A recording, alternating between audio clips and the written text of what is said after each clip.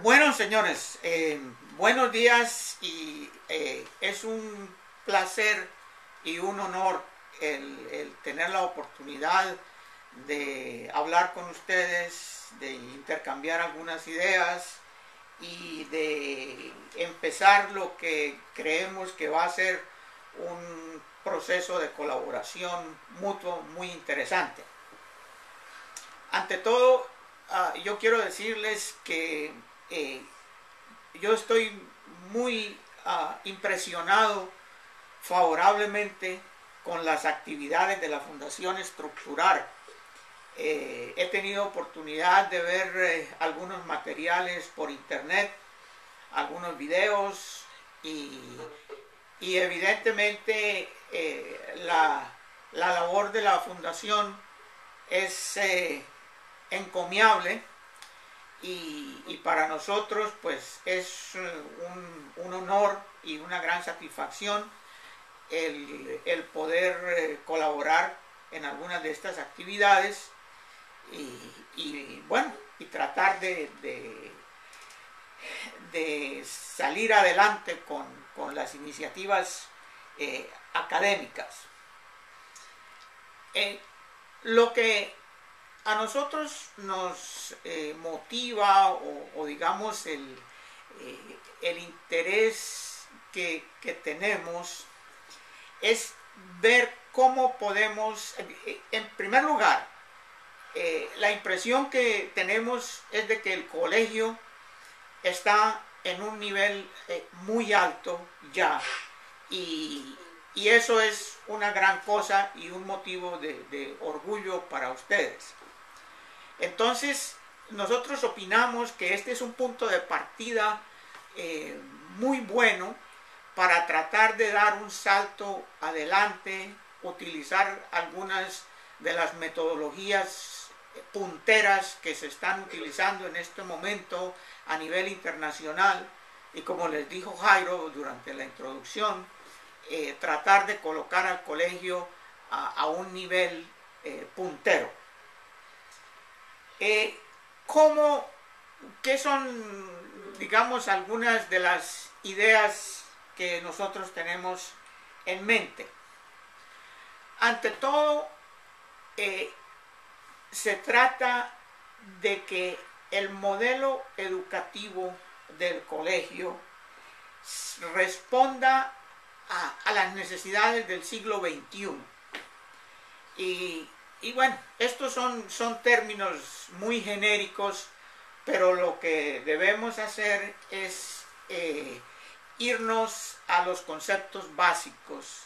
¿Qué entendemos por un modelo educativo? Que básicamente es cuál es el tipo de formación que se les imparte a los estudiantes y con qué métodos, con qué sistemas se logra esto. Actualmente estamos en una época donde hay una explosión tecnológica, como todos lo sabemos, porque nos lo encontramos a diario. Entonces la pregunta es, de toda esta avalancha de tecnología, ¿cuál parte puede ser utilizable de una manera productiva en el ambiente educativo? Entonces, algunas de las cosas en las que nosotros podemos colaborar con el colegio es en la creación de una infraestructura digital que le permita al colegio estar al nivel de lo más moderno que existe en el momento. Afortunadamente, no estamos hablando de una inversión económica. Estamos hablando sencillamente de la utilización de las tecnologías que ya están a disposición del colegio. O sea que quiero poner esto muy claro desde el momento. Nosotros somos muy prácticos y las ideas que proponemos no están basadas en que se requiera obtener grandes cantidades de dinero para poderlas implementar. Lo que Las ideas que nosotros les propondremos, lo único que requieren es entusiasmo, involucrarse y echar para adelante.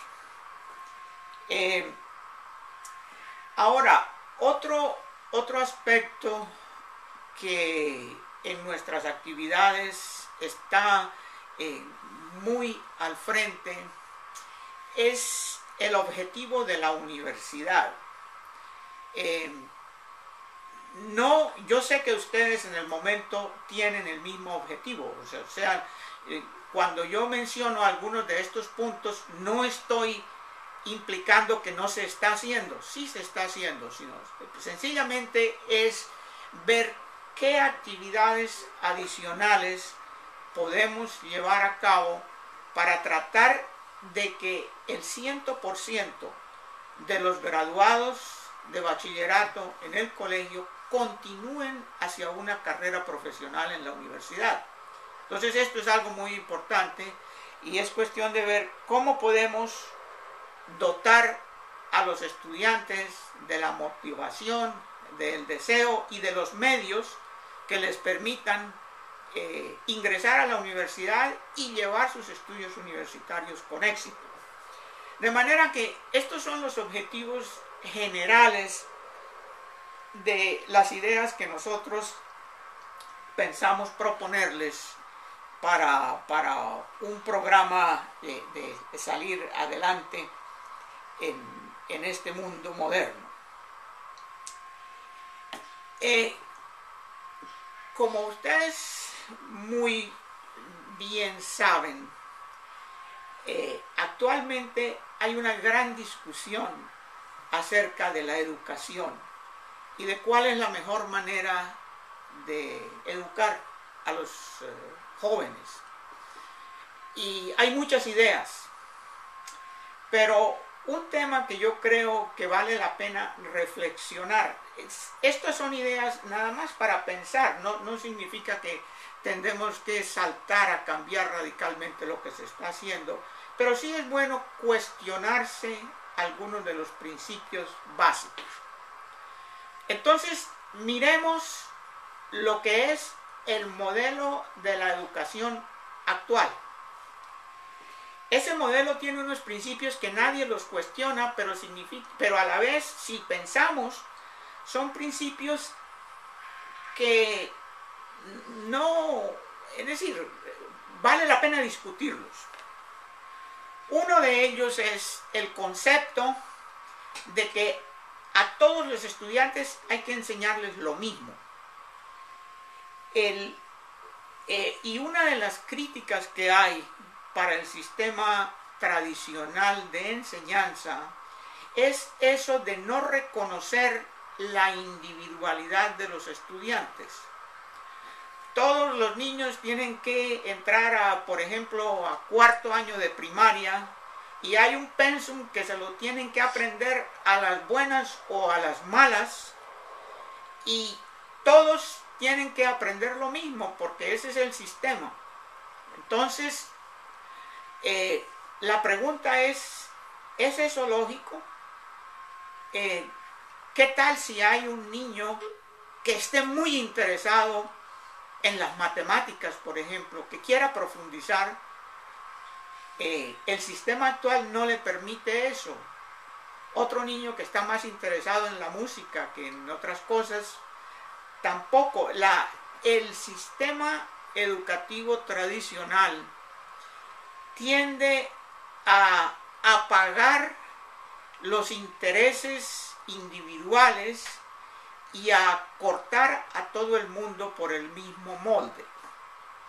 Bueno, yo no estoy diciendo que vamos a cambiar ese sistema, porque así es como está la estructura en el momento, pero sí vale la pena pensar en esto.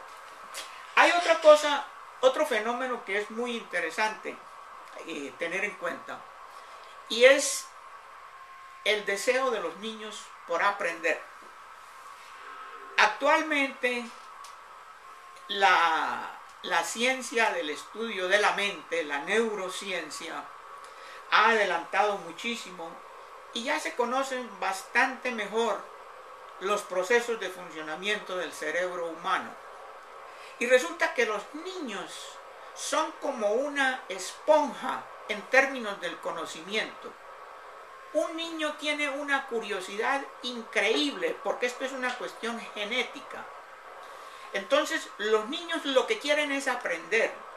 Y si vemos desde pequeños, los bebés, por ejemplo, que están jugando y están repitiendo las cosas y cogiendo una cosa y mirando, todo eso es para satisfacer su curiosidad. Pero resulta que cuando los niños llegan al colegio, esa curiosidad no se les estimula, sino que hay un pensum rígido y se les obliga a aprender militarmente una serie de conceptos y eso es todo, y no se utiliza ese elemento fundamental que es la curiosidad. Entonces, bueno, como les digo, no es que vamos a convertirnos en revolucionarios, que vamos a cambiar radicalmente el sistema educativo, pero sí vale la pena reflexionar acerca de estas críticas que se le hacen al sistema educativo.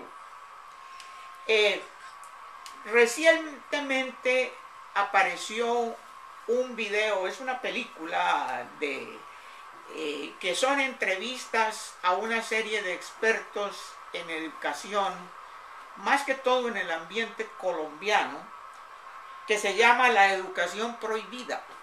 ¿Alguno de ustedes la ha visto?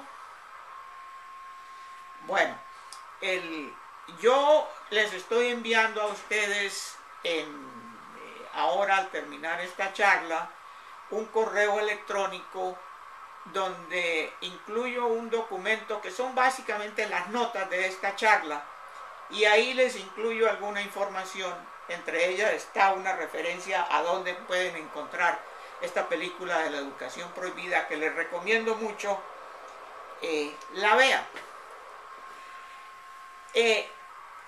Déjenme, les doy un ejemplo cuando se trata de estimular la curiosidad de los niños. Voy a mostrarles un escenario acerca de cómo se podría enseñar, por ejemplo, en física. En física, cuando se enseña el concepto de la aceleración, los muchachos ven eso como una cosa muy difícil. ¿Qué es la aceleración? Es un concepto muy abstracto, no lo entienden, tienen dificultades, es una cosa difícil. Pero ¿qué tal si los motivamos a entender por sus propios medios lo que es la aceleración?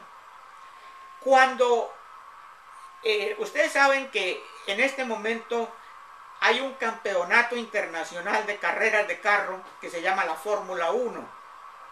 Y en la Fórmula 1 estos vehículos van a unas velocidades altísimas, rozan los 350 kilómetros por hora.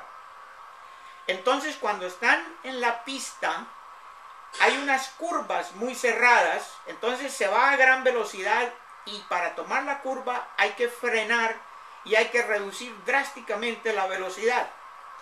¿Qué tal si antes de hablar en la clase de física sobre lo que es la aceleración, les mostráramos a los muchachos este video? Permítanme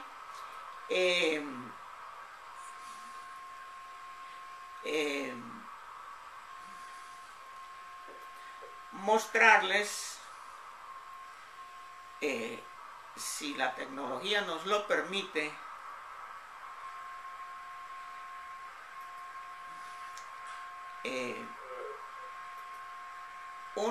un video muy corto sobre lo que es una carrera de la Fórmula 1.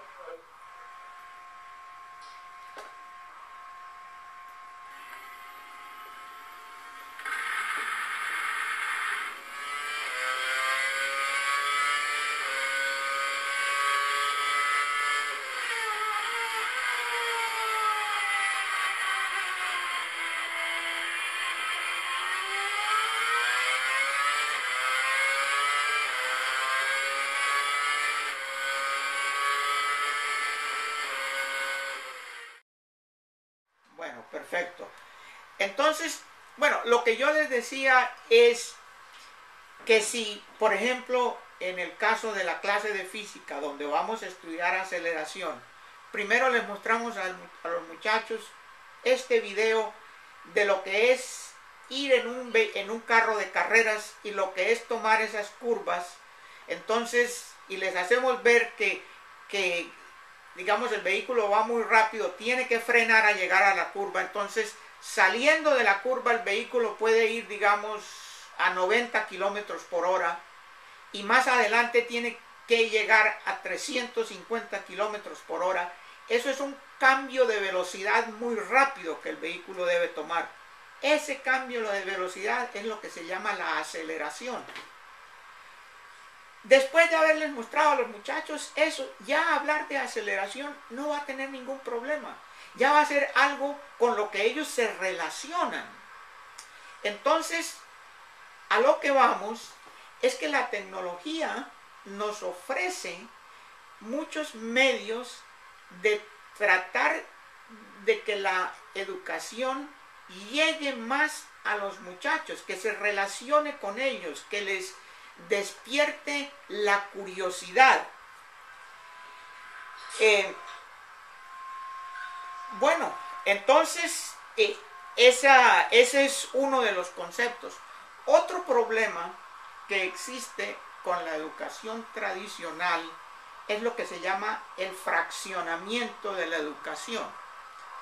Y es que el conocimiento se parte en materias que no se relacionan. Los muchachos estudian geografía, estudian física, estudian química, estudian matemáticas, pero nunca están en un ambiente donde se reúnen todos esos conocimientos, como sucede en la vida real. En la vida real no hay esa separación. En la vida real estamos tratando con leyes físicas y con matemáticas en una forma integrada. Entonces, esto es otra de las críticas que se tienen a la educación tradicional. Bueno, esto nada más es un preludio para indicarles a ustedes dónde se encuentra la temática educacional en este momento. Una son cuáles son las deficiencias de la educación tradicional, y dos, qué cosas se pueden hacer para suplir esas deficiencias utilizando nuevos métodos y utilizando tecnología moderna. Ahora, permítanme mostrarles, voy nuevamente a compartir la pantalla, y este es un círculo que es el círculo del conocimiento, y como les digo, se divide en dos partes: lo que sabemos y lo que no sabemos. Lo que sabemos, que es la parte verde, es mucho más pequeña que lo que no sabemos. Ahora, la educación se enfoca en lo que no sabemos. El propósito de la educación es aumentar el tamaño del área verde. Es que sepamos cosas que no sabíamos. Esa es la misión de la educación. Pero resulta que hay un... Entonces, les decía que la misión donde la educación se enfoca ha sido en aumentar lo que sabemos. Eso es todo. Pero resulta que si miramos lo que no sabemos, eso también se puede dividir en dos partes. Una parte es lo que sabemos que no sabemos. Un ejemplo: yo sé que no sé hablar chino. ¿Okay? Bueno, yo no sé hablar chino, pero yo sé que no sé eso. Yo sé que yo no sé pilotear un avión. Entonces, eso pertenece al área de arriba.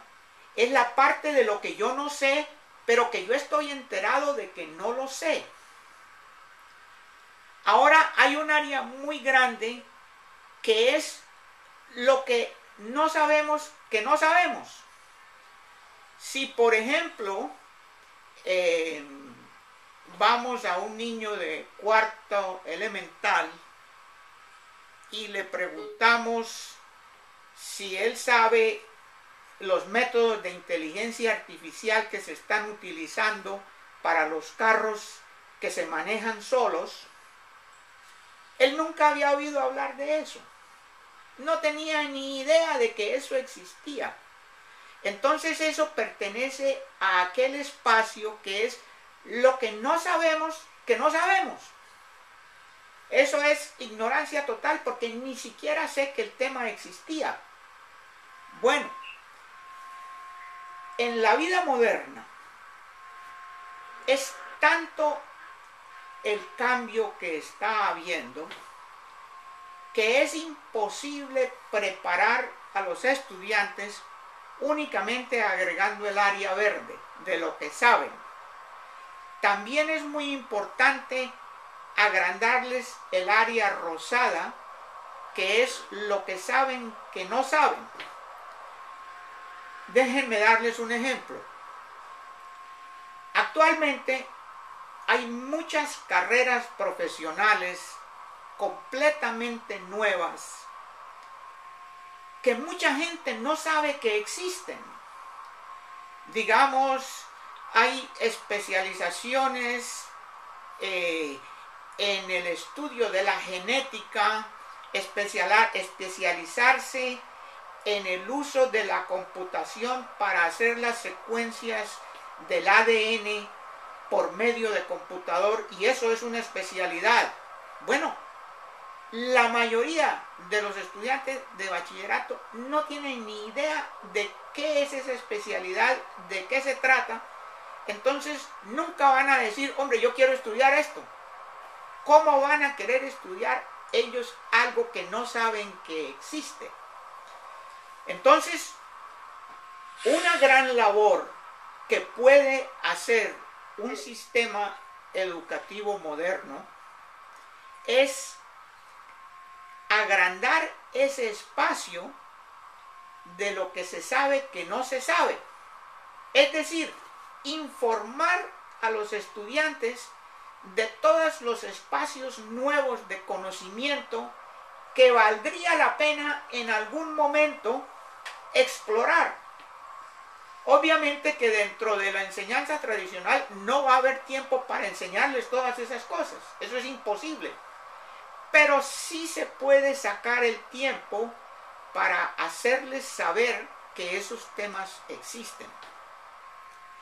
Entonces, en este campo, pues obviamente en áreas como la ciencia, como la tecnología, como la problemática social, las carreras profesionales, todos esos son campos donde se les puede informar a los estudiantes sobre lo que son nuevos temas sin entrar en detalle. Un colegio que contribuya en este campo está preparando a sus estudiantes para la vida moderna.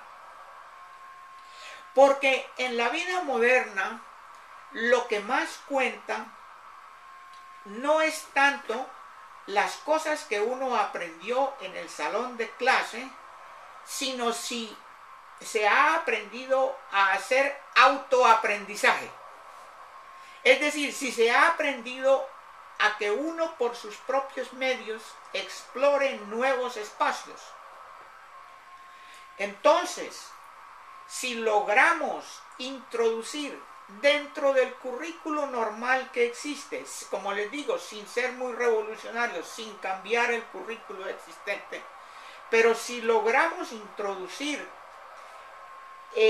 estos conceptos de manera que a los estudiantes se les informe de los espacios nuevos y se les informe en una manera que los haga atractivos, eso es una gran contribución.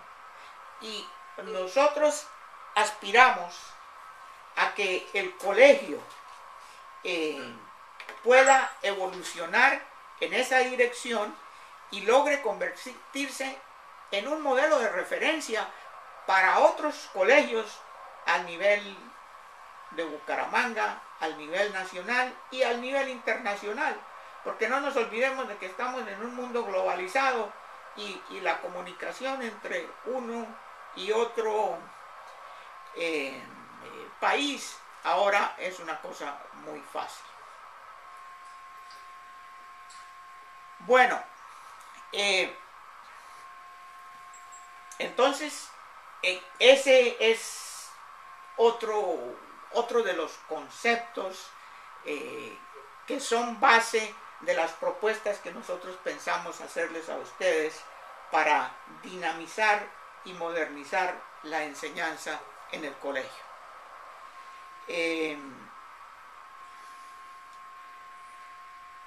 Ahora, perdón, ¿sigue la comunicación bien? Está bien, Carlos, está muy clara y está muy entendida. Gracias. Bien. Bueno. Ahora, un tema relacionado con esto de lo que hemos estado hablando es un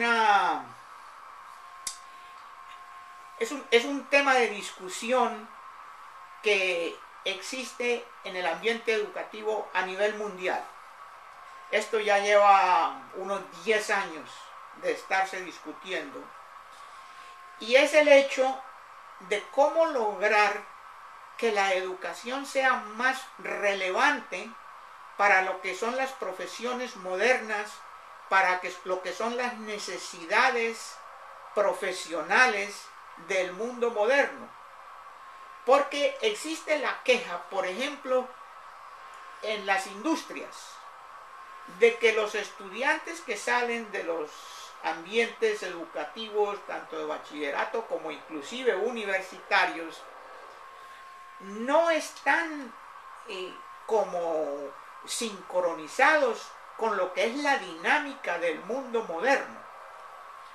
Entonces se ha llegado a la conclusión de que lo que pasa es que en el ambiente educativo no se le está dando suficiente énfasis a la preparación en ciencias, en tecnología y en matemáticas.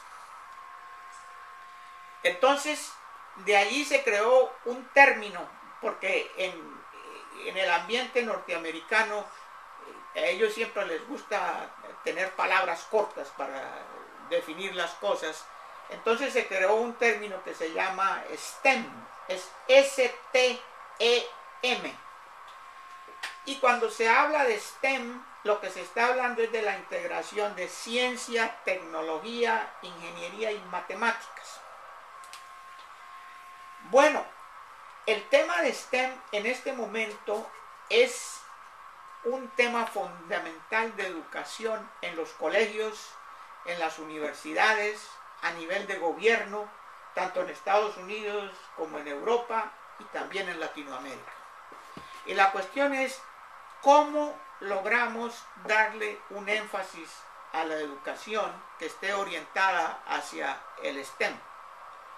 Entonces, se considera que la competitividad de los países y de sus industrias va a depender de que también se enfoque la educación hacia STEM. Entonces ahora, por ejemplo, existen organizaciones de profesores de secundaria que tienen como objetivo analizar las necesidades de STEM y ver qué se puede hacer. Una de las cosas, por ejemplo, que se discute mucho es la eliminación de la barrera entre las disciplinas, lo que yo les decía, el hecho de que un estudiante estudia matemáticas, estudia geografía, pero nunca en la vida estudia las dos juntas, nunca se ponen las dos en conjunto. Entonces se ha invertido una cantidad de esfuerzo en buscar métodos de lograr integrar estas cosas. Por ejemplo, una de las cosas que se recomienda es lo que se llama la educación basada en proyectos. ¿Qué significa esto? Seguramente ustedes están familiarizados con el término, esto no es una cosa nueva, pero ¿qué pasa? Que en la educación basada en proyectos, el foco de una clase es hacer un proyecto sobre un determinado tema, pero es un proyecto de la vida real, algo tangible. Entonces, si es algo que tiene que ver con la vida real, no puede ser 100% de matemáticas o 100% de química, sino es hacer algo donde se van a necesitar conocimientos de una disciplina y de otra para llegar a ese objetivo. Entonces ahora la enseñanza por proyectos es algo que está recibiendo mucha atención porque es una herramienta muy efectiva para dar la orientación de STEM a la educación. Otro énfasis de STEM está pues en la solución de problemas, en estimular la creatividad, porque a los estudiantes la idea no es darle estos problemas artificiales de que tengo 3 bolsas donde cada una tiene 5 bolitas, ¿cuántas bolitas tengo en total? Esos son problemas artificiales. Entonces la idea es enseñarlos a resolver problemas de la vida real en los cuales hay que utilizar conocimientos de las ciencias básicas, matemáticas, ciencia, lo que sea. Entonces, y otra cosa que es muy importante y un elemento fundamental de lo que es el pensar en STEM, es el trabajo colaborativo. Porque en la enseñanza tradicional, pues sencillamente se le enseña a los muchachos una serie de cosas y después cada uno individualmente tiene que tomar exámenes para ver si aprueba o no aprueba la materia. Pero en la vida real la gente no trabaja sola. En la vida real todo el mundo trabaja en grupos. Entonces, si eso es lo que se va a hacer en la vida real, ¿por qué no hacerlo en el ambiente educativo? De la manera que los estudiantes aprendan cómo es que se trabaja en grupos. Entonces, ese es otro elemento de el enfoque hacia STEM.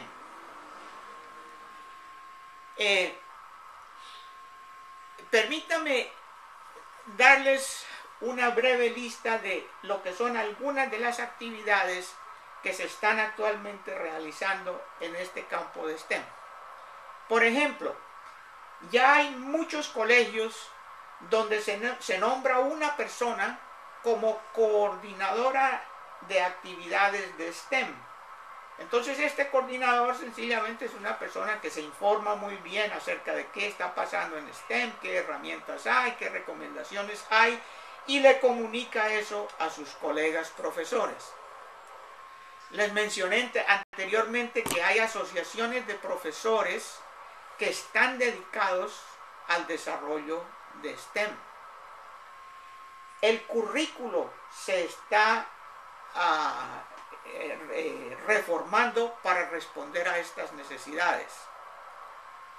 Hay muchas conferencias profesionales sobre el tema de STEM.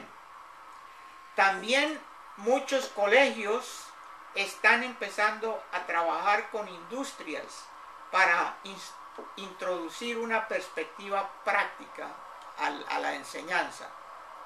Y por supuesto que los gobiernos están empezando a tener políticas orientadas hacia el STEM. Entonces, bueno, esta es una curiosidad que yo quería transmitir con ustedes, que es esta tendencia de la educación hacia el área de STEM. Entonces, ahora vamos ya a cosas un poco más prácticas. Bueno, si hay todas estas inquietudes, ¿por dónde podemos empezar? ¿Qué se puede hacer? Bueno, hay una rama del STEM que se llama el pensamiento computacional. ¿Qué es el pensamiento computacional? Se trata de algo muy sencillo. Es que en este momento todo el mundo tiene computadores. En todas partes se usan computadores, en las oficinas, en los almacenes, en las tiendas, en la casa. Los teléfonos ya son computadores portátiles, hay las tabletas. Hay una explosión de computación. ¿Y qué significa esto? Resulta que los computadores tienen una gran capacidad de cómputo. Entonces, obviamente, es apenas lógico pensar que la enseñanza reconozca que existe esta capacidad y que se enseñe en esos términos. Por ejemplo, hablemos de matemáticas. Tradicionalmente, en matemáticas ya de colegio, se les enseña a los muchachos a resolver una ecuación de primer grado, que no sea muy complicada. Bueno, se les enseña eso, lo que es resolver una ecuación. Más adelante ya se puede llegar a hablar de ecuaciones simultáneas, donde se puede resolver dos ecuaciones con dos variables, y eso ya se pone complicado. Ya eso es complicado y ya los muchachos no lo entienden bien y toda esa cuestión. Sin embargo, si yo le doy a un computador un problema que tiene 200 ecuaciones con 200 variables, el computador me lo resuelve en un cuarto de segundo. En un cuarto de segundo tengo la respuesta. Es decir, me he demorado muchísimo más tiempo en formular el problema que en obtener la solución. Entonces la pregunta es, ¿para qué sirve que un curso de matemáticas completo se gaste en enseñarle a un muchacho cómo resolver un sistema de dos ecuaciones, cuando él tiene a su disposición una máquina que le resuelve un sistema de cientos de ecuaciones?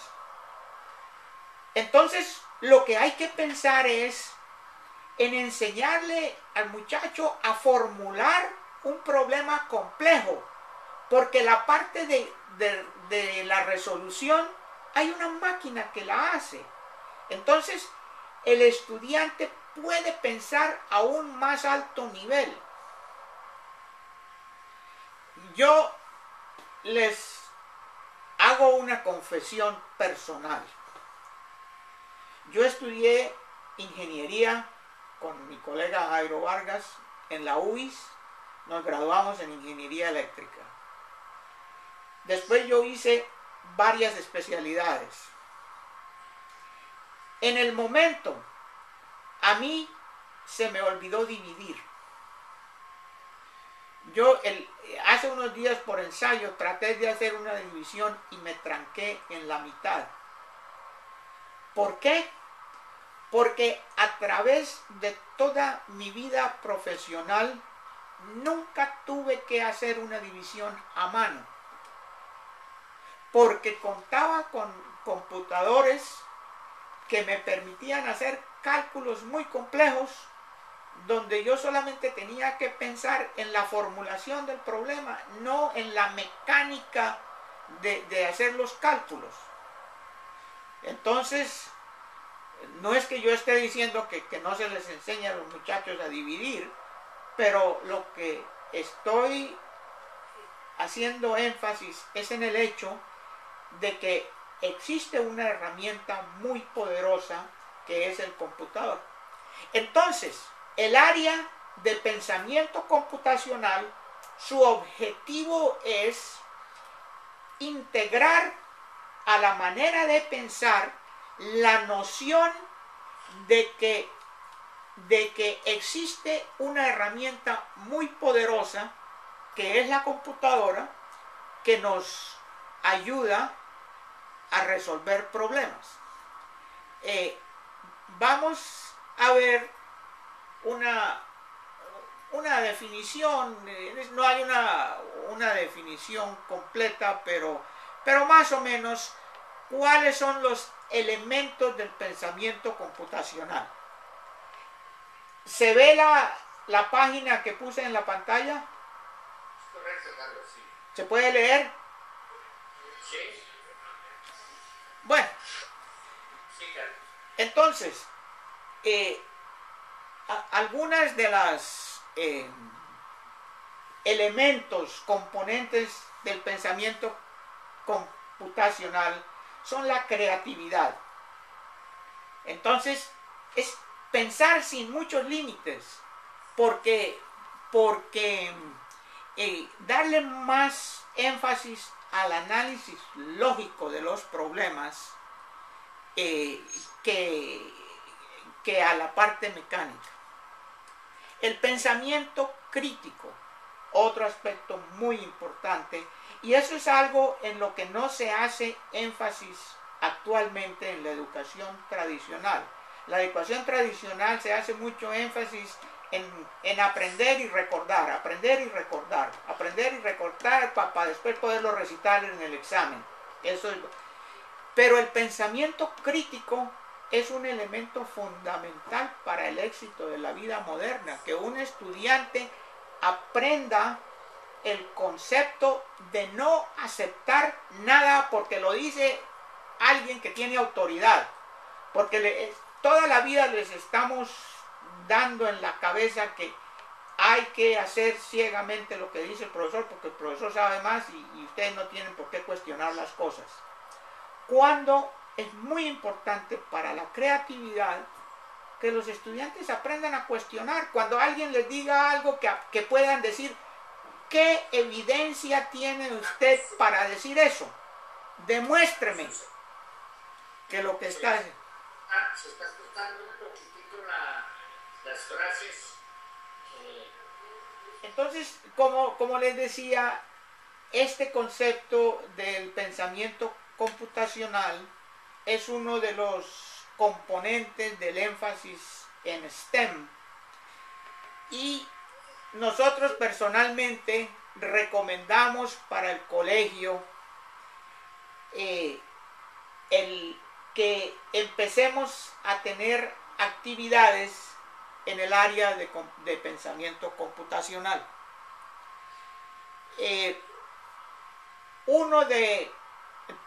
Hay una herramienta muy valiosa para introducir el pensamiento computacional, que es un lenguaje de programación gráfico que fue desarrollado en el Instituto Tecnológico de Massachusetts, en MIT, y es orientado hacia los niños. Y este es un sistema de programación que es completamente gráfico. Allí no hay que escribir ningún programa. Con Scratch simplemente se utiliza una interfaz gráfica. Es como un juego de Legos, más o menos, donde los niños toman bloques y los unen entre sí, y cada bloque es una función de programación. Entonces, una serie de bloques sencillamente es un programa. Scratch tiene la grandísima ventaja de que produce resultados instantáneos un programa uniendo 2 o 3 bloques ya tiene una función que se puede ver el resultado inmediatamente en la pantalla. Entonces, con el uso de este programa se pueden hacer cosas tremendamente interesantes. Bueno, ya llegamos al final de la introducción y ahora viene la pregunta, ¿cómo empezamos? Entonces, tenemos una serie de recomendaciones específicas acerca de cómo el colegio puede empezar la implementación de su programa. Es muy sencillo. En primer lugar, recomendamos que se establezca un ambiente digital con herramientas que estén disponibles a todos los miembros del colegio, estudiantes, profesores y administradoras. Nosotros recomendamos usar las herramientas de Google. Google, como saben, es una compañía universal, usada en todo el mundo, y tiene una serie de herramientas muy buenas, y ellos tienen un programa por el cual ellos ofrecen gratuitamente sus herramientas a instituciones de educación que cumplan algunos requisitos. Entonces, es relativamente fácil poder implementar un programa de Google. Esto nos permitiría, por ejemplo, darle a cada estudiante del colegio un computador virtual que tendría una serie de aplicaciones como procesador de palabras, como programa para hacer presentaciones, programas gráficos, hoja de cálculo, calendario, una cantidad de funciones básicas. A más de ello, cada estudiante tendría a su disposición un espacio de almacenamiento personal donde puede guardar todos sus documentos. Todo esto está hecho en la nube. Por la nube queremos decir una serie de computadores que están en Internet, de manera que cada usuario puede tener acceso a su computador virtual desde cualquier computador físico. O sea que un estudiante puede ir al laboratorio de computación de la escuela, entrar en un computador y accesar su espacio privado, que es su computador virtual.